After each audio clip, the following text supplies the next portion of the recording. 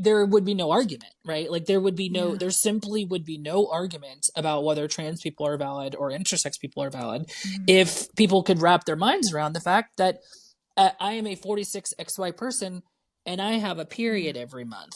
Whereas cis wouldn't actually cover intersex versus not. Exactly. Yeah. Right. Okay. Yeah. Yeah. Oh, learning something today. Yeah. Beautiful. No, that's it. That's yeah. So my condition is persistent Mullerian duct syndrome, which is a big mouthful. But essentially what it means is, I remember we spoke about there being some people that identify as trans as well as intersex, like yourself, and then some people that don't. Why do you think that is? Yeah, I mean, because I can tell you why. I think that Welcome to the Trans Boss podcast, home of the Trans Boss movement, the place where empowered trans people come to discover what it takes to become the best versions of themselves. I am your host, Jasmine Vine, a Transfem trans empowerment specialist and the CEO of Javine, and I'm here to guide you on this empowering journey. In each episode, we'll dive deep into topics that matter to us trans people, like navigating through societal challenges, as well as building resilience and embracing an empowering mindset. We'll explore it all. We'll also bring on some incredible guests who are making a positive impact in the trans community. The Trans Boss podcast is your go-to resource for empowerment, hope, wisdom, and epic stories from empowered trans bosses across the globe. It's time to kick life's ass and create an empowered, authentic you. So without further ado, let's get into the episode. Okay, hello, and welcome to this episode of the Trans Boss podcast. So today we are joined by Christie Marie, and Christie is a US foster care and multiple abuse survivor. She's a divine, feminine, spiritual goddess, single mother, earning full custody while transitioning a number of years ago, a cat mum, aspiring author, and she identifies as both transgender and intersex, and is passionate about trans and intersex solidarity. So welcome to the Trans Boss podcast, Christie. Thanks, Jasmine. Thank you. I appreciate it. I was excited to be here. Me too. I think when we first got talking, it's funny how we actually got talking, because it was through like a vocal assessment, and I quickly was like, well, probably not a fit for vocal coaching. Your voice is doing pretty fine. But we still stayed on that call for quite a while, talking about all things trans and intersex solidarity. And I was just like, I want to amplify this message. I want this to be out there. My goodness. I don't even know how long that call went, actually. I feel like we just... I don't know. Honestly, I think it was at least 45 minutes. So it definitely was... felt longer. Yeah, it probably was more like an hour and a half, actually, because I think it was it a half hour? And my initial intent was less on like voice feminization and more like let me see. I want to see if I can sing on really, really high, like whistling octaves, and I don't know why I thought that was going to be the right approach, but but I don't know, like I've been following you for so long and I love what you do, and I was like, well, even if it's just like I kind of thought, okay, well, if she just wants to feminize my voice and we're not working on like singing stuff, maybe we'll just be friends. So that was pretty much how, it was a win-win the way I saw it. Yeah, well, it was definitely, it was a conversation I left feeling energized by. I was like, oh, I really want to, get into that in an episode. So a couple of quick rapid answer questions for you, just so that we can get to know you a little bit better. Yep. So how do you identify, and what are your pronouns? So I identify as intersex and transgender. My pronouns are she, her. And yes, I'll just leave it at that, and then I'm sure there'll be questions around that. So go on. Yeah. So what is something you believe in? Goodwill, or maybe better said, the goodwill spirit of humans. I think very much that we have the ability to impact the world not just the world, the universe, in positive ways, each person. And I'm a firm believer in that. And I think that there are a lot of social injustices out there, as we all know. But I believe that we all have a lot more power than, especially in the LGBTQ plus community, than what we sometimes feel like we have, or sometimes, we do have, just based on the situations that some of us unfortunately get placed into with nothing, no doing of our own. But I guess where I'm trying to say that is, I've always been very spiritual, and I've always been someone that believes that you can do right by others or you can do wrong by others. And there's a lot of gray in the world, but that tends to be, that rule I felt like I live by. And when it's gray on what's right and what's wrong, I try to make those choices gracefully. And if I make them of the wrong choice, and I try not to beat myself up too much about it and just not make that choice again. Yeah, everything has its place. So one more, what do you want to see more of in the world? Oh my goodness. Less fighting. Just overall, the division, between the political infighting and the political division in this country, the numerous wars that are going on around the world that, people are losing their lives, losing their families, losing their livelihoods, being forced to relocate across the world, a number of things. So, but more overall, solidarity. just, people living, in joy and happiness and existing as they are, and that being okay, so yeah. Okay. Okay, so you mentioned, so obviously being intersex, there are a number of different intersex variations out there. Would you care to share what yours is about, what it means? Certainly. Yeah, so my condition is persistent Mullerian duct syndrome, which is a big mouthful. But essentially what it means is I was born 46XY, so with the Y chromosome. And for most people that are 46XY, that are assigned male, they don't develop internal female sex organs. And the reason for that is because biological female, I should say, or actually, I don't even like saying that. So what I signed female, sex organs, because there is a gene that prevents the development of those tissues, and I have a gene mutation where I lack that. So because I lack it's a gene on the SRY gene, mutation on the SRY gene. I lack the proper genetic code, I guess, that would prevent that from happening. Because when we all start out in utero, as I like to remind people, whether you're 46XX, 46XY, or some variation of chromosomal, makeup, I think there's up to 6 different variations of chromosomal makeups that we've identified in humans. That we're currently aware of. That we're currently aware of. And frankly, that number, I wouldn't be surprised if it changes even in our lifetime, because there's such little documented about intersex conditions, period. There's such little medical documentation. What medical documentation does exist is usually more around the surgeries of intersex people, and that is to force them into whatever sex binary, that the doctors think that this intersex person is going to have a better shot at life. And so there's a lot that goes around that. But anyway, PMDS, it's not, it's definitely probably not the most common one of intersex conditions. There's several different conditions out there. I actually didn't even learn, and my particular condition is a little bit of a sleeper condition, because without doing extensive tests, without doing MRIs and other major scans of your body, ultrasounds and such, you don't know, it's very, like I didn't actually find out about my intersex condition until I started to transition.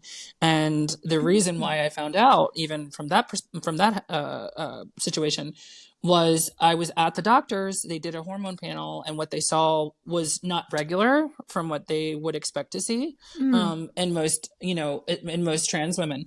So they referred me to a specialist, to an endocrinologist. I went to the endocrinologist. She also was like, yep, we're going to do a few more tests. And then I did a few more tests and a few more tests and a few more tests. And then finally they kind of got back to me, between my internist and my endocrinologist, with a formal diagnosis of, what specifically, because when I decided to transition, they were reluctant to, well, initially they started me on hormones, HRT, like any other trans person, and that's seeking that type of, medical intervention. So you started that before you realized you were intersex, and you were just like, "Oh, I guess I'm a trans woman. I'm That's transitioning." right, yeah, and Right. Okay. I didn't have really any understanding. I mean, I also didn't, probably like most people that are seeking HRT, I knew next to nothing.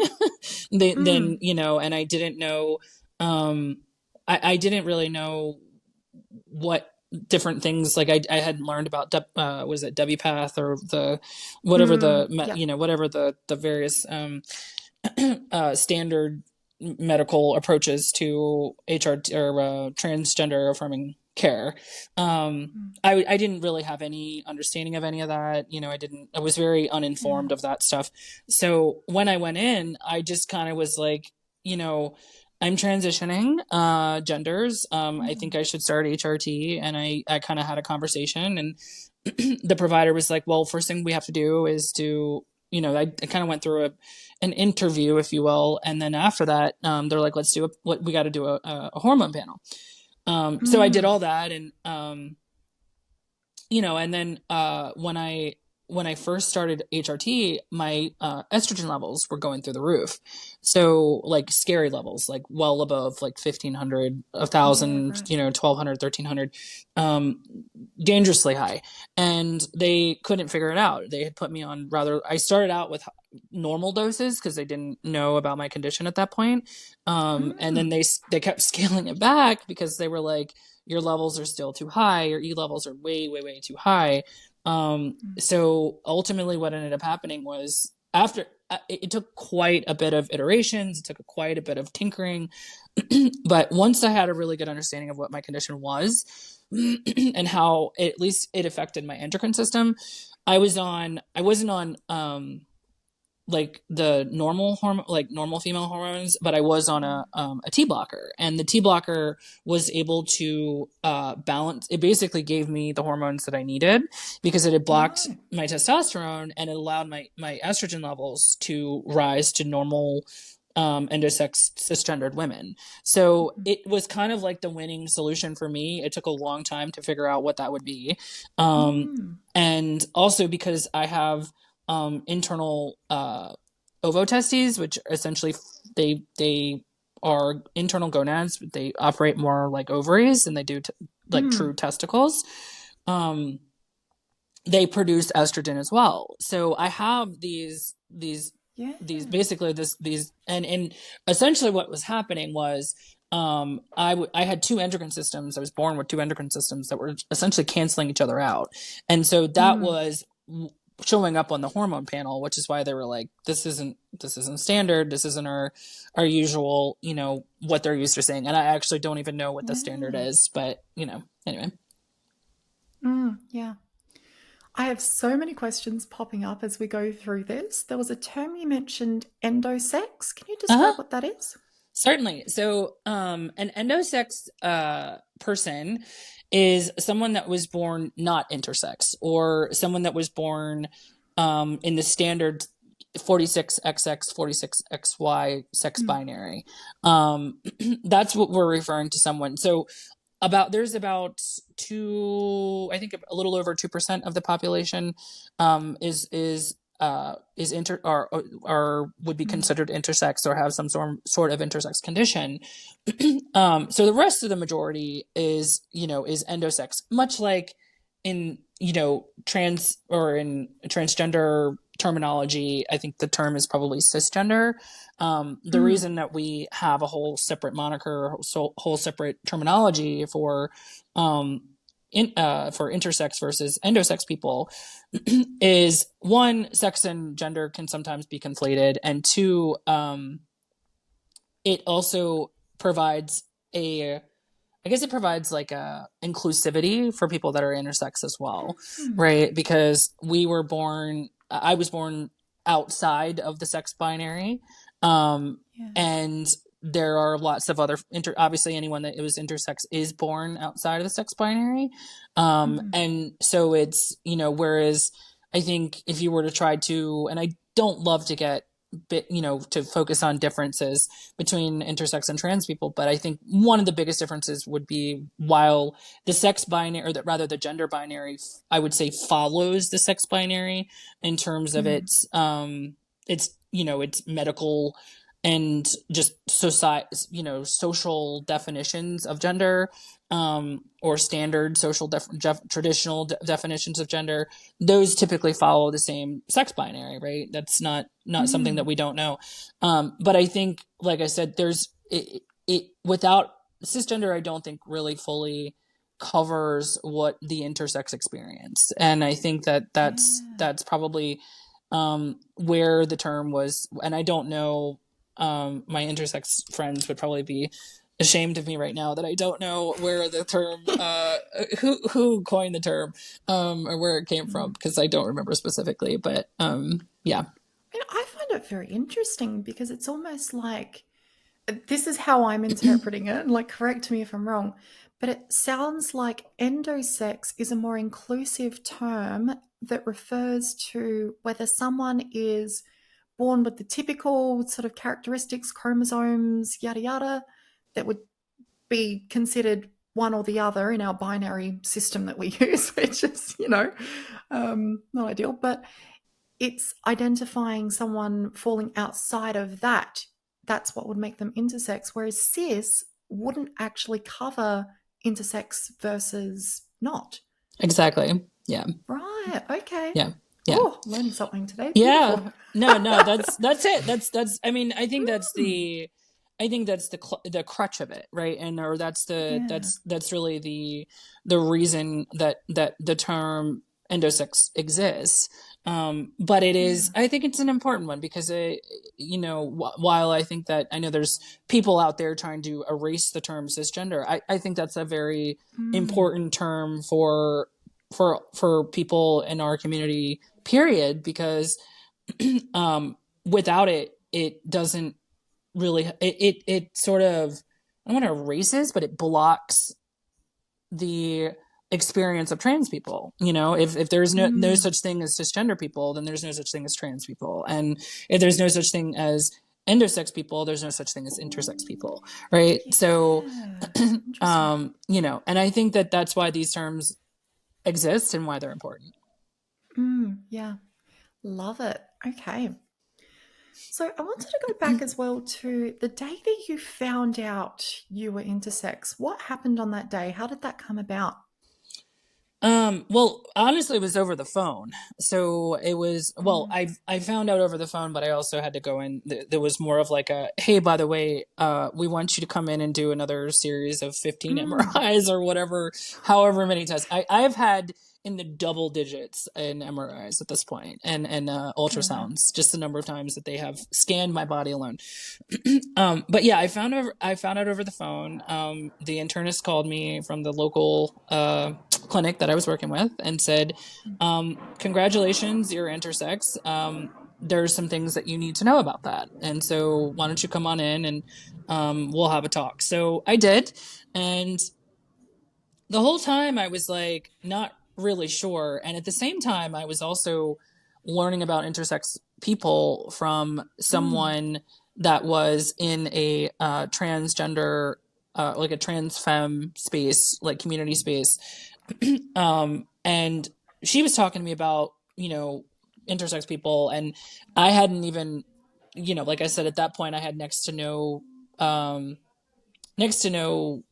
had heard the term intersex, and I I kind of generally knew what it meant, but I didn't know, I didn't have any understanding or knowledge that it would apply to me. Like, I really didn't know. Hold on one second, Jasmine. Alexa, stop timer. So sorry. It's the timer going off. Yeah, that's the Alexa going off. Don't worry, I've got like planes going past. I've got people in the kitchen. I'm like, I hope this isn't coming through. I know, it's like the acoustics are probably terrible. Anyway, so I just so I had no idea, and I was what little I knew, I knew from her, and so I remember asking her, like, what does even it mean to be intersex? And as I was kind of learning about it from that perspective, I was going through my own like medical stuff and learning about my own body at the same time, and they it was a very it was like a very surreal moment when they told me that I had, PMDS. Mostly I had a lot of questions, and I also was like, okay, how does this affect me long term? One of the things when I first found out is they want in standard, this is quite regular for intersex people to experience. The first thing they wanted to do when they found out I had uterus and internal bearing gonads, and they wanted to cut them out. They wanted me to get surgery. And the reason that they wanted me to do that was, from what little they know about intersex conditions, a lot of us are at higher risk for other maladies, such as like cancer and other things that can come up. And so, because I am 46XY, I'm not supposed to have these parts, right, in the sex binary. That the standard approach is to mitigate risk to whatever degree you can as a doctor. Right. And so the way to do that would be to cut it out. The issue for someone like me is, if you were to do that to me, I would then lose my ability to produce any hormones, because at this point, right. I've had bottom surgery, and so I won't have I won't have an endocrine system, period. And so, I would probably have to, at that point, my body would probably more closely mirror most trans women, because I wouldn't have, the other things. But it's also not to say, even if they had, committed, or if they have done surgery and taken everything that they wanted to, it's not guaranteed. This is what the endocrinologist said. Hormones, as everyone knows, are very tricky. They're very complicated. They're very complex. How the body produces hormones, how we absorb hormones, all that stuff.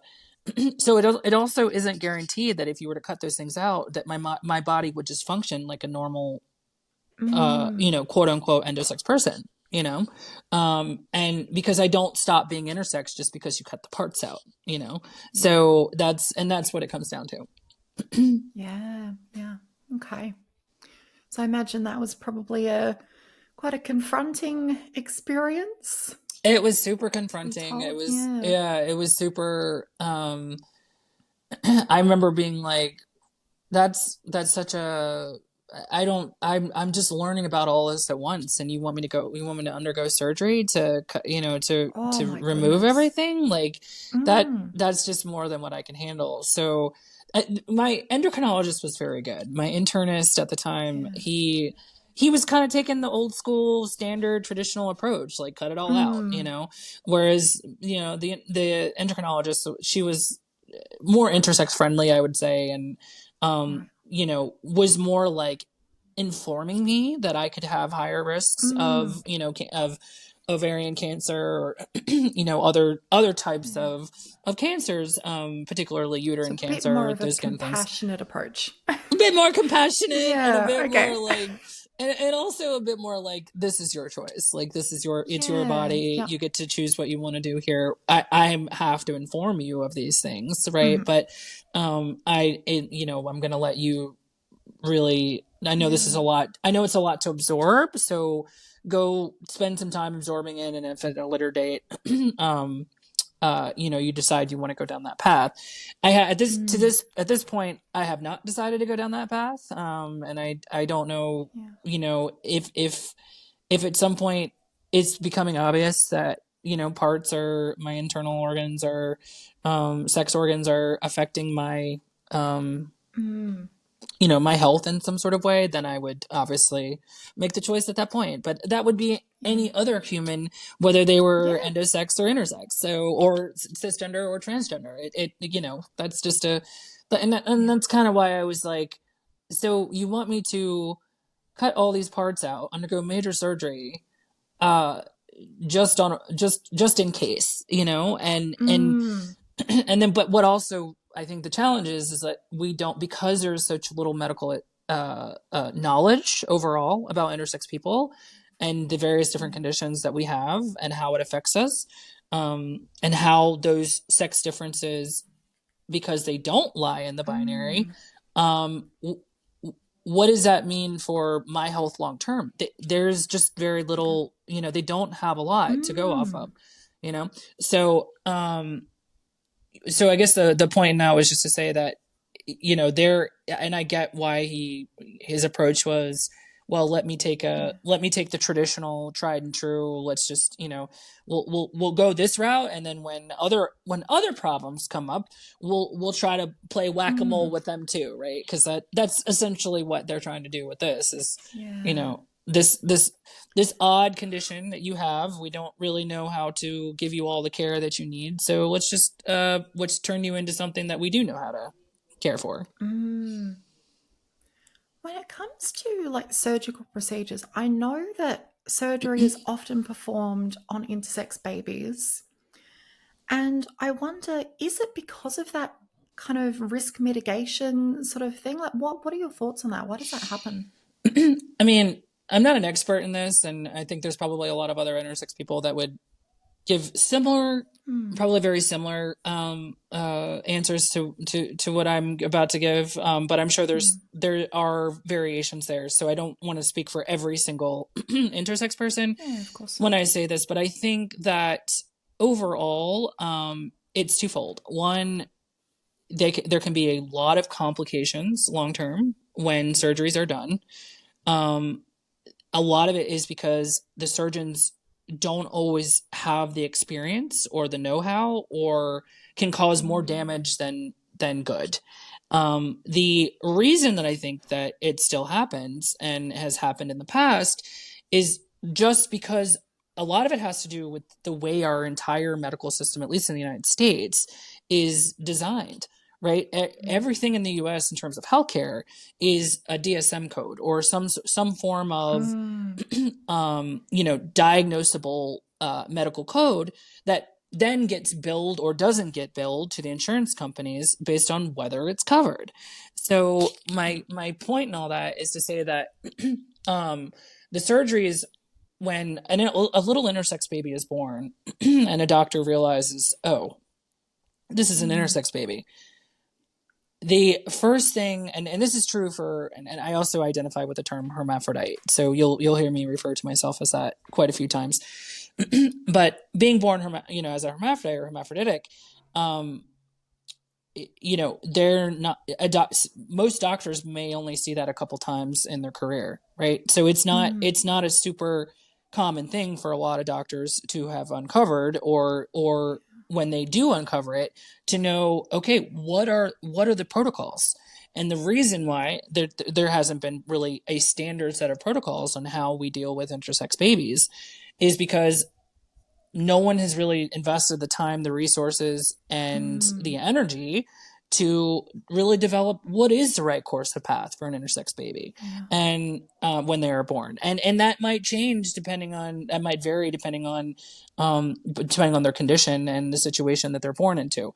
There are some intersex babies that there are some procedures that might need to be done just to keep the baby healthy and safe and alive. But Mm. there's a lot, most of them, when it comes to genital reconfiguration, almost all of them, when they come to genital reconfiguration, unless the baby isn't born with the ability to pee and, the things that, normal functioning, that there's really no need to ever do perform those surgeries. And more often than not, they're either cosmetic, because the baby isn't born with a normal penis or vagina, or, some other variation of what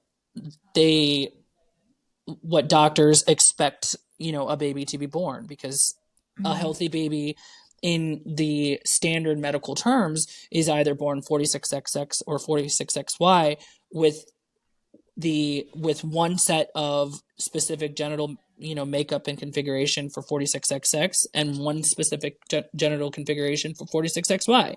And if that doesn't exist, or rather if the person that's intersex falls outside of that, there's because of the stigma of being hermaphroditic, or intersex, that has always been there. The general consensus of doctors has been, we need to put them into one of these so that they can live a quote unquote normal life, right? And that is the real crux of it. There's a new I'm gonna hit up a dear friend of mine, and also another intersex. She's amazing. Her name is excuse me, Alicia Roth. Sorry, I right as I said that, I completely spaced her name, which is very embarrassing. Alicia Roth Weigel, sorry. And she has a new book out, as well as she's in a very, very good documentary about intersex people. And if you go to Alicia's, I think she's XOXO Alicia Weigel, Alicia Roth Weigel on Instagram or on most of her socials. But anyway, the documentary is everybody, and it is absolutely it is fantastic. It is above, I think, far and away, if you really want to learn about intersex people and intersex issues, that documentary, which I think, I'm not sure all the different locations that it's going to be streaming on, but I guarantee if you Google it, you'll be able to find it, because it's produced by a very well-known producer in the US. And it follows the journey of 3 different intersex people, 2 of which, I know fairly well. And I'm in a club, and we spend a lot of, every other week. I don't always join that often, but when I'm there, wonderful people. And I absolutely love every second I get with them. But there's a really, really, like I said, really, really great informational, path that you can get from that. And then also with Pony Boy it features an intersex person named River Gallo, and River is amazing. Love them. They were born intersex as well, different variation condition than when I was born with. But Pony Boy is a short in the US that they have done, and I think it also brings up for the first time what it means to even be intersex. So it's a great, those are just great opportunities for people to learn more too. Yeah, beautiful. Thank you.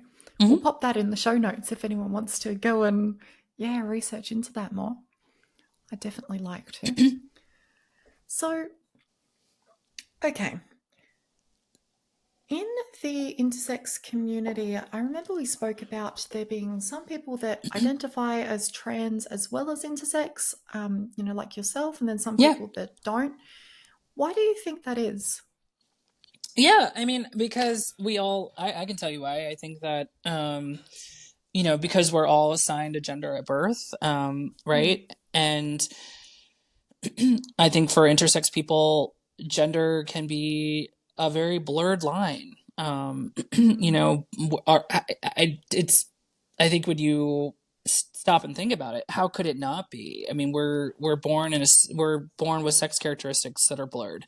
So of course our genders are oftentimes blurred, in terms of, how we identify in our bodies, how we identify in the world, in the universe. why do I think that there's a lot of intersection between trans people and intersex people is that because, and especially people that have had surgery, or surgeries on them, that, their whole morphology, their whole bodies were altered permanently when those choices were made, not by them, but by the doctors or the parents, whoever, between the doctors and parents that made the choices to perform these non-essential surgeries.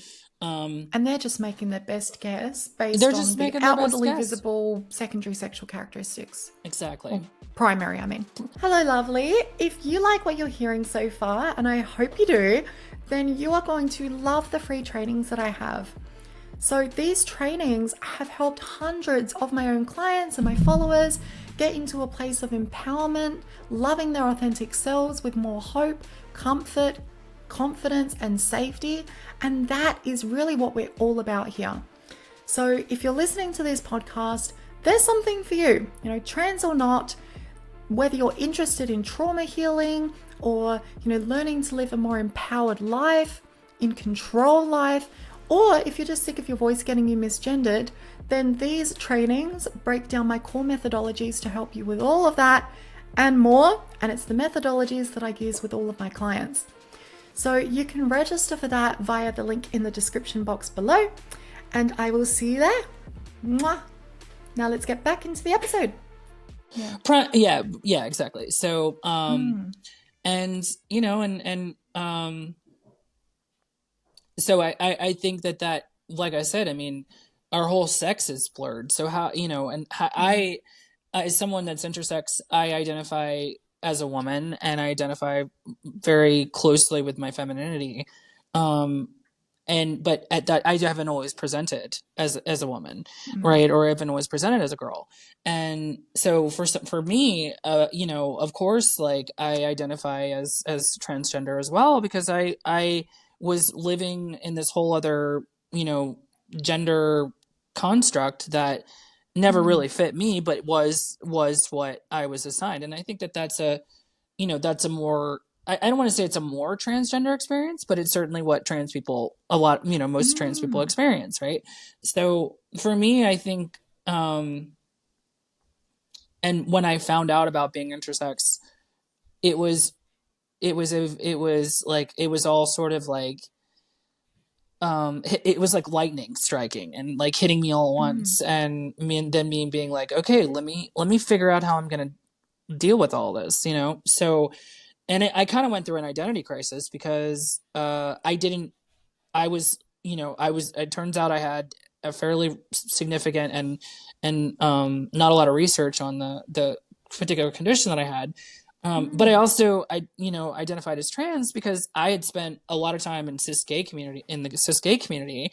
But I never saw myself as a dude, and I was always way more femme.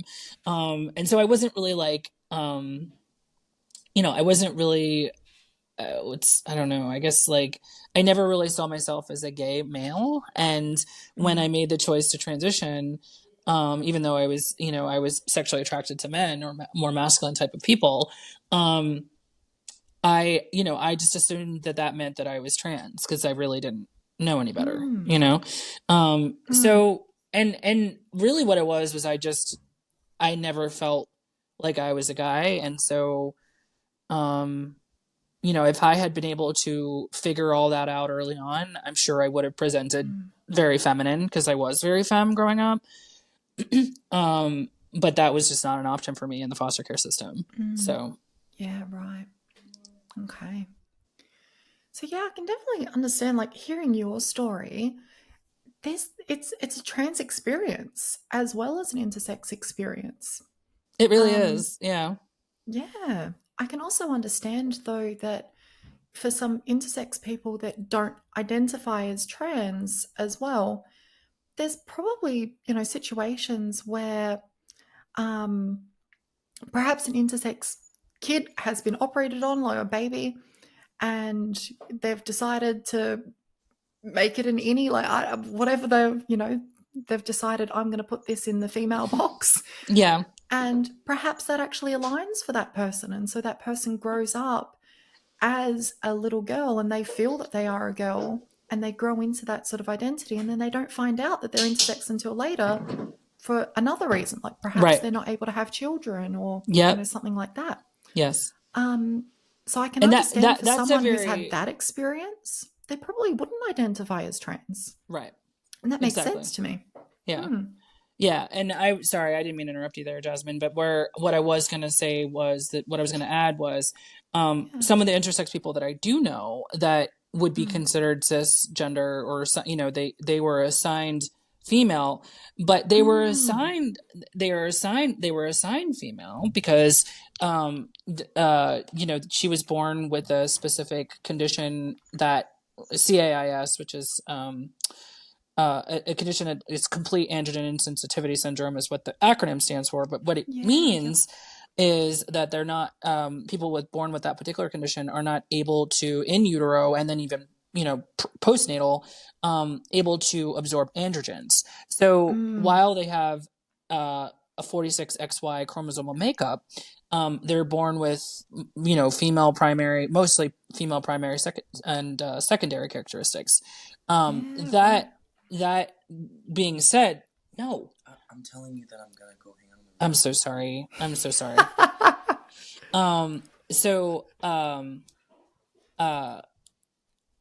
I don't know where I was going with that statement. Sorry. That was my 16-year-old. Yeah. So CAIS, CAIS is, you know, complete androgen insensitivity syndrome. And bottom line, now a lot of folks that are born with that, most folks that are born with CAIS, are still born with internal gonads, internal testes. And I think there's still a lot of research too. And most people that are born with CAIS, for the same reason they would want to take my parts away, because they're considered to be higher risk for, you know, cancer and other things. But because they take those organs at such a young age, most of the folks that have CIS that I know, that have had, you know, their internal testes removed, there's, you know, there's bone density issues. There's a lot of other health concerns that can come with that. And it's because you're taking the primary hormone producing organs, and so there's nothing left to produce hormones with. So that's just kind of a, you know, that's an overall, I guess. But back to your question on why are there trans people that are, you know, there are intersex people that identify as trans, and then there are intersex people that do not. There's just an example of an intersex experience with CIS where they could be, you know, cisgendered and, you know, also intersex, right? Because they were assigned pretty much all, intersex people that are born with CIS, get assigned female, because, and this is a perfect example. And the reason for that is because they're never going to be able to present in a masculine way without some sort of hormonal intervention. Right. And even with testosterone, they're still not going to probably be able to present in what would be a traditional masculine way, right? So, in biologically speaking, or not, again, just I don't because like of that the term, reception ability, because they don't have the ability to absorb the androgens. So that's a perfect example where, you know, they were assigned female, and, you know, and then, you know, they may or may not identify within it. But I also know people with CIS that do not identify as you know, that identify as trans, because you know, their intersex experience has,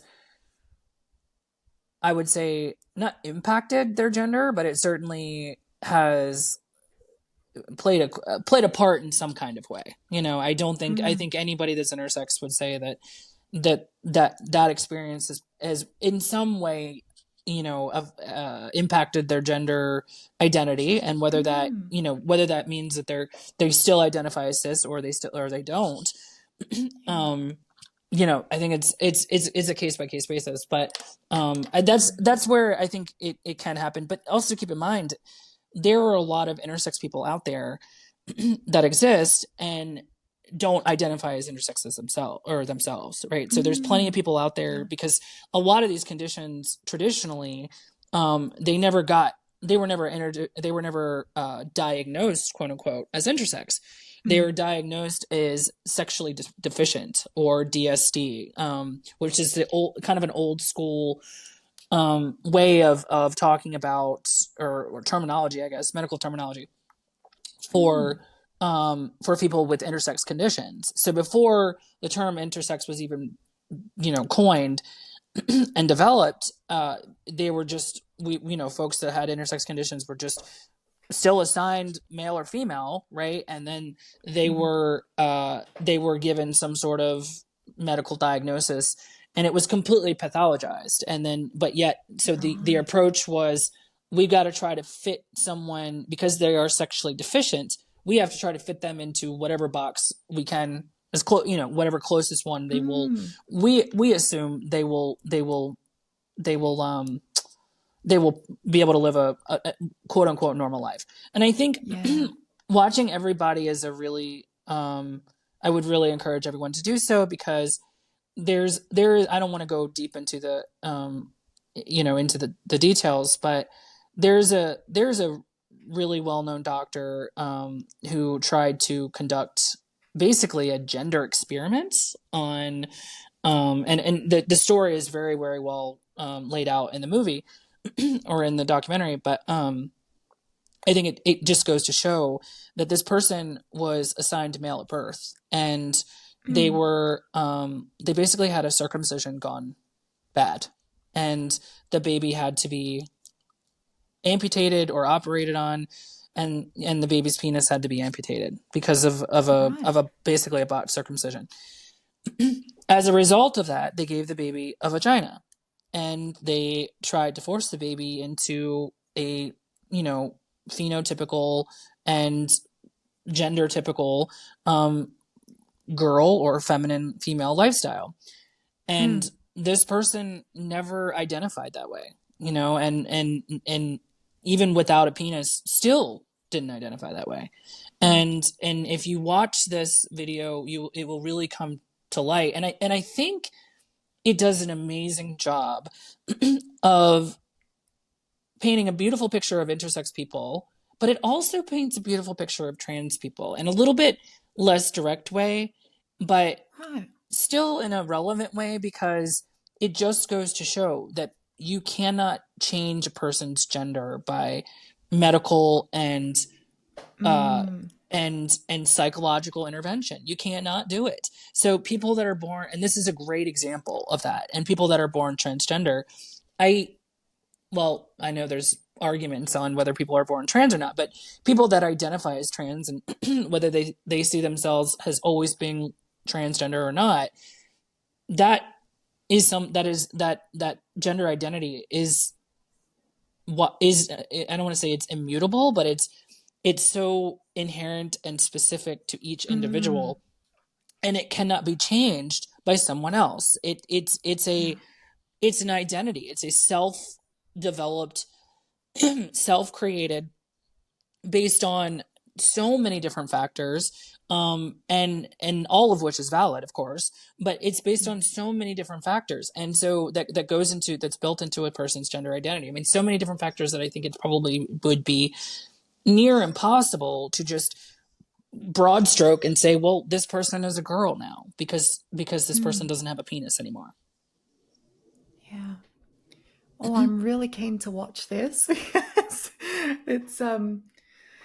it's so important to look at that and to understand as well, like the similarities between the experiences, because I find that a lot of the time there's this discord between, trans and intersex people, but there's also this perception from cis endosex people. I'm glad I've got this terminology now. Yeah, I love it. From people in, that fit that category, who will say, oh, but intersex people are more valid because it's a biological thing.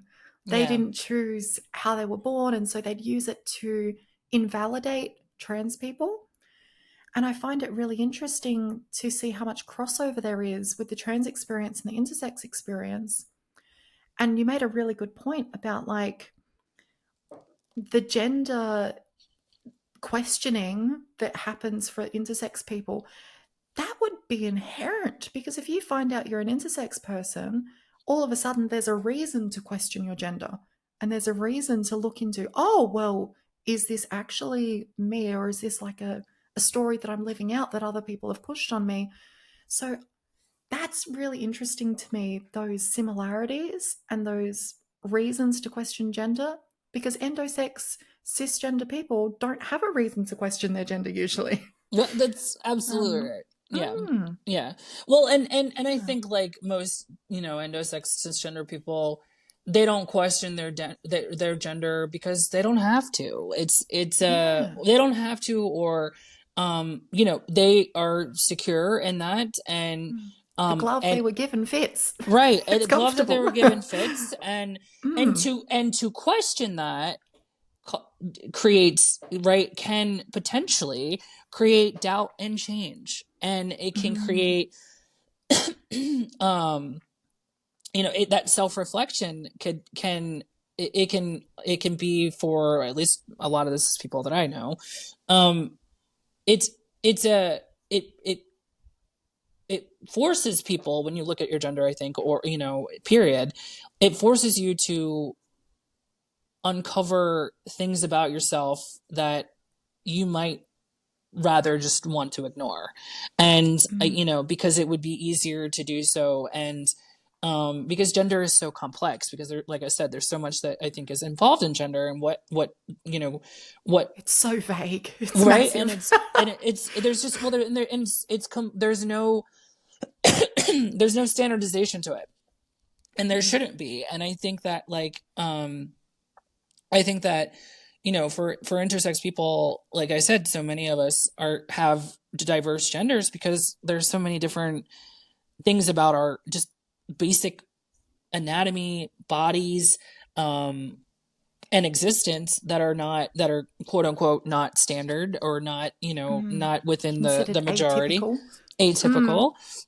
So I mean, I think it kind of all kind of fits, but yeah, I think yeah, hopefully that's a good response. I think yeah, absolutely. I'm just loving the discussion, and around like people questioning their gender, and cis endosex people not needing to question their gender.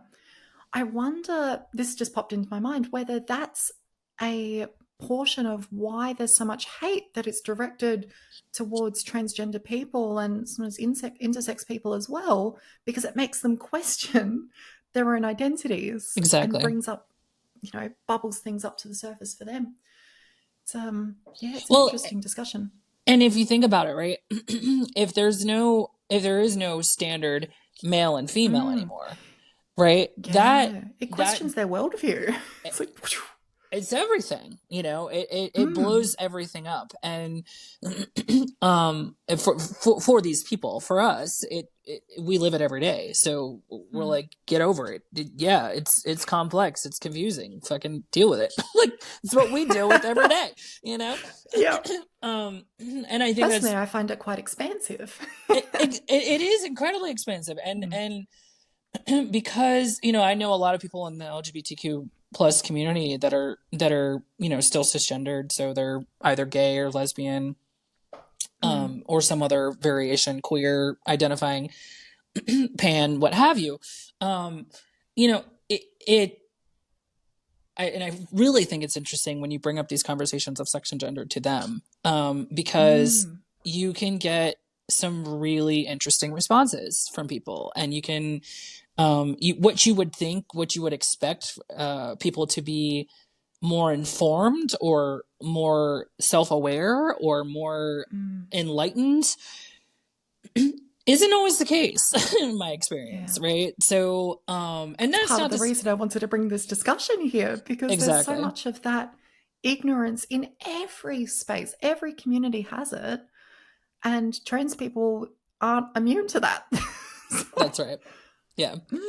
So, and when I talk about these things, in non-trans spaces or non-intersex spaces, it's always, it feels like never ending, Like it feels like and I can't be the only person that feels this way. I know probably a lot of other intersex people and a lot of other transgender people feel exactly the same way of they're one of one in their organization or they're one of one in their family.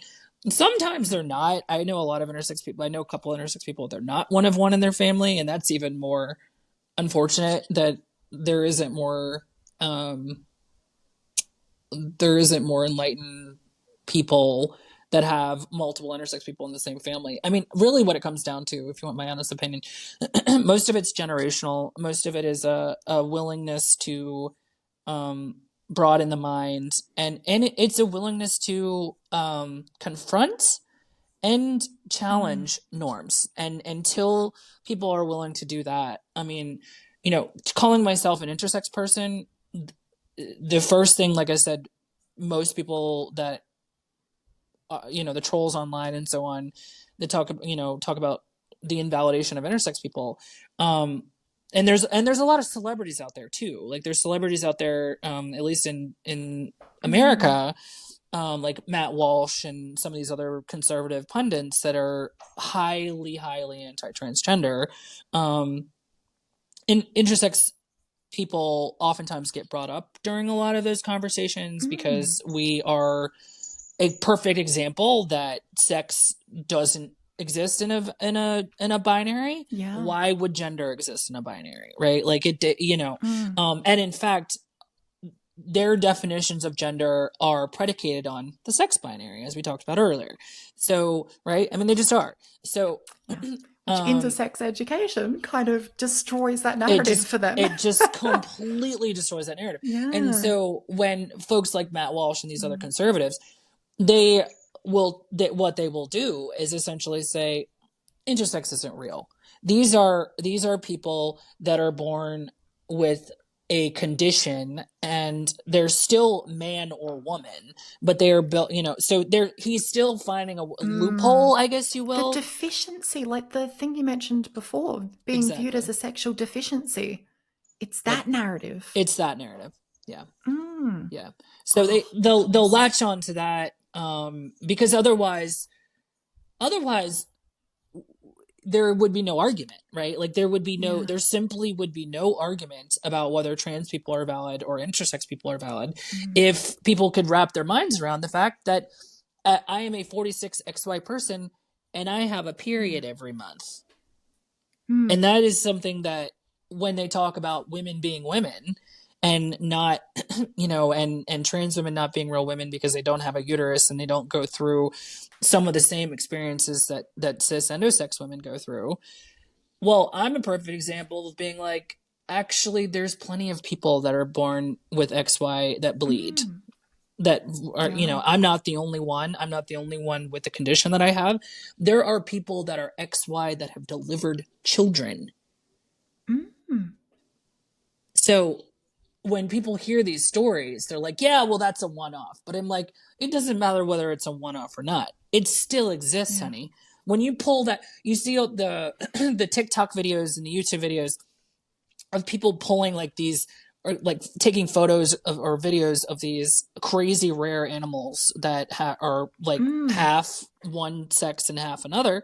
I'm like, this shit happens out there. Of course it happens in humans. We're still animals at the end of the day, even though we're highly evolved, some of us, we're still animals. So you're not going to, intersex people are never going to go away, right? Transgender people are never going to go away. As long as you have a human population, you're going to have people that are born hermaphroditic. You're going to have people that are born transgender, like, or, if you don't identify as being born transgender, you're going to have them, period, because humans exist. And where you have humans, you will have variation. That's just how it works. Abso-freaking-lutely. There was something that just popped up that left my brain as quickly as it entered. And I'm like, damn it! It was like something I wanted to ask about, but it's gone. It's okay. If it comes back up. But yeah, this has just got my brain like pinging. I'm like, oh my gosh. Well, one thing we Um, did talk about, Jasmine, this might refresh your memory a mm, little bit, was trans and intersex solidarity. So we haven't that's talked as actually much. that.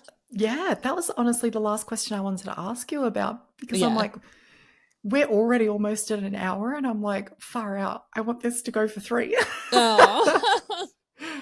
um, so yeah, let's move to that. What does trans and intersex solidarity mean to you? Absolutely. It at the end of the day, I think it means, for me, I'll speak to about myself. It means that both identities are valid and both identities can be consumed by the same person or not. Mm. And even if they're not consumed by the same person, um, transgender issues and intersex issues will always be connected. There is Mm. a there and there will whether they are a direct connection or more of an adjacent connection or a parallel connection, regardless, they are still connected, and they still parallel one another in terms of, I don't think that trans people can move forward without intersex people, and I don't think intersex people can move forward in our Mm. identities and have more visibility and be able to exist without being completely ignored. Yeah. Because that doesn't exist. Also, because trans people have been weaponized culturally, and so many, at least in the United States, and I don't know I don't know much about Australia's Mm. current climate and how things are I in think the it government, happens but across the board, but definitely in the US, like yeah. uh, politically, oh my goodness, shitstorm. Shitstorm.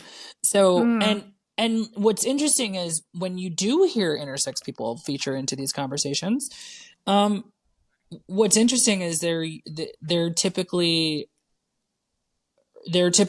referred to in ways that allow intersex babies. So basically, the loopholes that they're and the all the bans on gender affirming care that they're Mm. putting forth in Yeah, all yeah. the most of the red states here in the US, they have loopholes for allowing doctors to continue to perform non-essential uh, surgeries on intersex babies.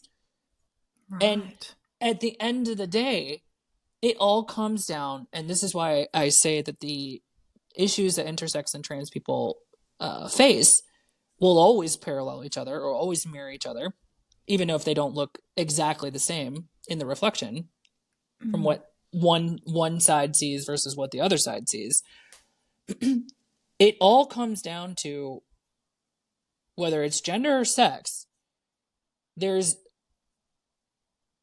a binary that has been created, and it is negatively impacting both I and T. Yeah. And so because of that, and because there's such strict definitions of what sex is, there are strict definitions of what it means to be a man and a woman. Mm. And until people are willing to blow those up, and trans people and intersex people are going to continue to have that is the problem, or rather that is the challenge of our generation, is to Mm. blow up the sex binary. Because if you blow up the sex binary, you blow up the gender binary. And at that point, I mean, I hate to say it, but like, if we blow up the sex binary, then there's really, I want to say there's no such thing as transgender, but like there's certainly, there will always be trans people. But my point is, there won't be such restrictions on what trans people can do with their Mm. bodies. Yeah, yeah. I think that is such a more holistic approach that doesn't deny or push away anyone's identity. I freaking love that. That's awesome. Yeah, in trans spaces I hear it often, like, blow up the gender binary, but blow up the sex binary. Oh, the other one goes with it. Yeah. That's awesome. Yeah. Um, and also, this is a whole nother conversation, so I won't get into it too deeply, but I view that as decolonizing sex and gender as well. Absolutely. Yeah, no, because it is a white colonialist kind of view of what sex is and what gender is. And it's just trying to put everyone into those boxes where we as humans inherently don't fit. And so I'm so glad that you said that, Jasmine, because you are absolutely right. I knock on white people as a person that is, I've had so many genetic tests now. I know exactly how much how much white I am versus how much I'm not white. As someone that is 99.8% genetically white, I oftentimes say that most of the problems in the world could probably be directly linked to one white person or another. So in some way, so I think it's really, really important that, that fact be reiterated, that it is 1000% the sex binary is a white colonial imperialistic type of concept. And what's really interesting, I mean, I don't need not tell you this, but if you look at a lot of the big influencers that are really out there and talking about these things, Alok, I always just refer to them I know as who you're talking about. Yeah, but I always just refer to them as because I'm not sure how to pronounce their last name, but anyway, if you follow them, they have incredible content on basically the whole concept of gender being developed in this specific white Anglo religious, right, type of indoctrinated things, and can really give a lot of specific historical facts and so much more color into that than what I could possibly give. But I really encourage people to look into them, because there's so much insight to be gained from that. And the more that people start to be able to arm themselves with facts and can have these conversations, I mean, let's face it, you're going to have a lot of these conversations and people are not going to listen, period. It doesn't matter what you say. But the more you can arm yourself with real facts, and the more you can give yourself, these type of true scientifically based, things that can be pointed to, reference points, if you will, the more we can start to effectively break down these ridiculous arguments that everyone is for, is either a male or female, or everyone's either a man or a woman. From the way they were, from birth, they're either a man or a woman, according to, again, the sex binary. So once we are able to, we are armed with the ability to deconstruct that in a way that is not, there's just no argument, and I think that the reality is, I think that exists even now. Like, we have all the facts. I mean, we have all of the way to argue why trans people are valid, all the facts to argue why intersex people are valid. But, and the people don't want to listen to it. They don't care, whatever the reason is, right? That we're bringing, if you bring rational thought into the conversation, and you arm people, and arm fellow folks with, transgender and intersex people with real information, and can have these conversations with people without all the political division, without all of the, all the things that we hear people talk about. So what, that there are some women out there that are born 46XY that don't bleed, and there are some that do, and just being able to tell people that, right, that's immediately going to, I mean, I'm not saying that people aren't going to stop and and say you're full of crap, or whatever it is, and tell you you're wrong, and doubt and say you're wrong. And the reason why they're doing that, by the way, is because they don't really know one way or the other. But if, as soon as you bring up something like that, it just completely obliterates their reference point. And however they want to argue as to why you're not really a woman, or I'm not really a woman, or someone else isn't really a man, or someone else isn't non-binary, isn't a real existence, et cetera, et cetera. There, the facts that we have to work with, like the more we can deconstruct that, I think the more trans and intersex people are going to be combined successful.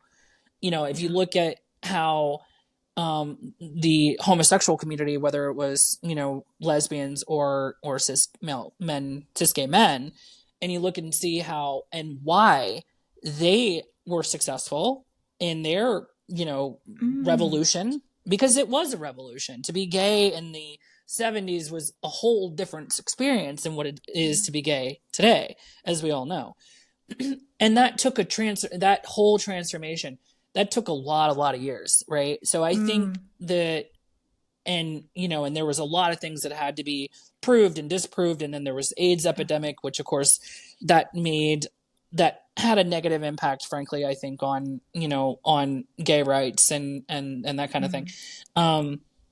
But where I'm going with this is to say, and just some of the stigmas that, you know, were developed about gay people, those stigmas for trans and intersex people, and this is what I think is really important for people to know too.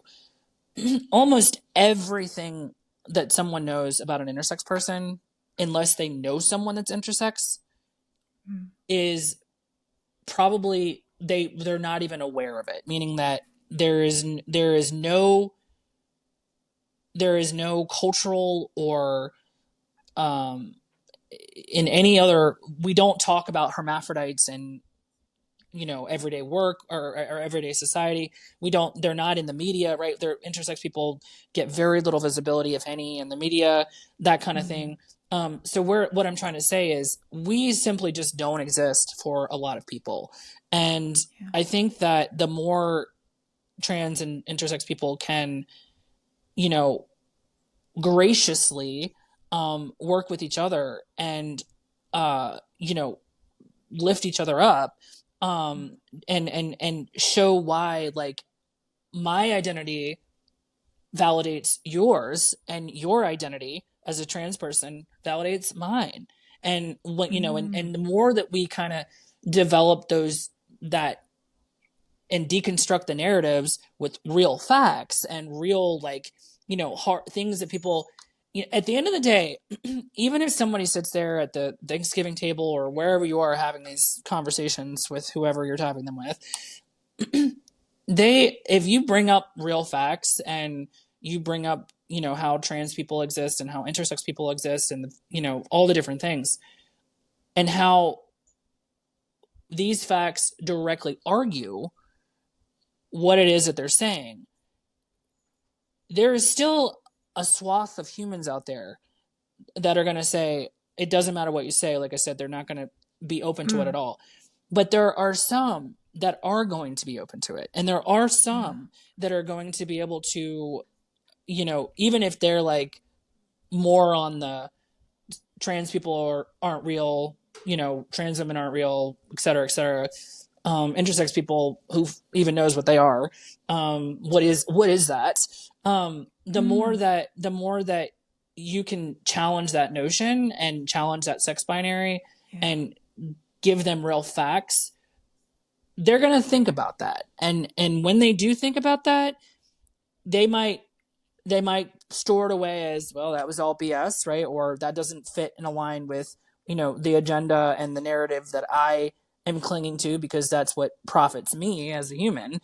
And so, or they might, you know, anyone that has any level of empathy and, you know, and self-awareness will take those information and be like, wow, holy smokes, I never realized this. Like, this might change my perspective.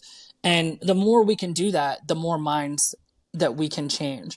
And I think that together, between trans and intersex people, it's going to take both of us to be able to change the minds and hearts of so many people out there that otherwise, you know, want my existence to be not real, and certainly for trans people to be not real.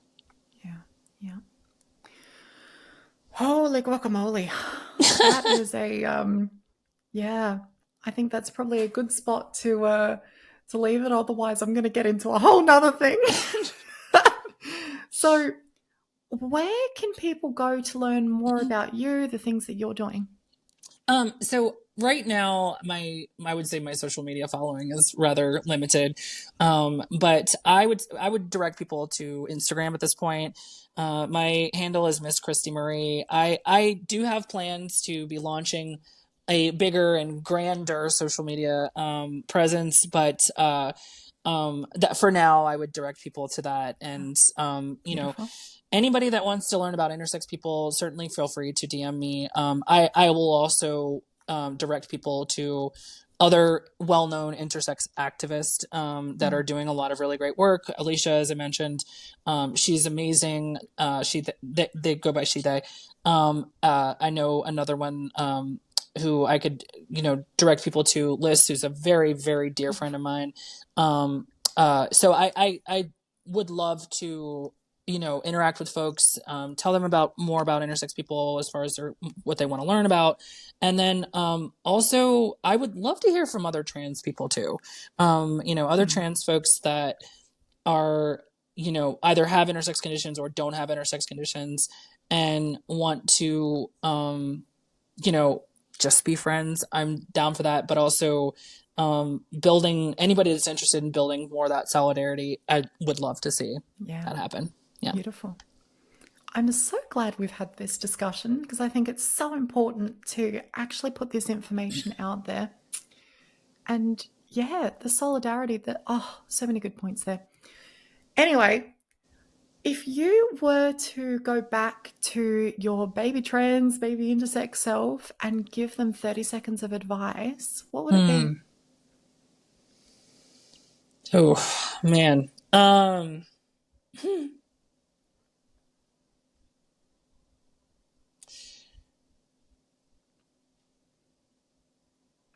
I would say, as soon as you know who you are, and that can change for a lot of different people, in terms of, their life experiences and so forth.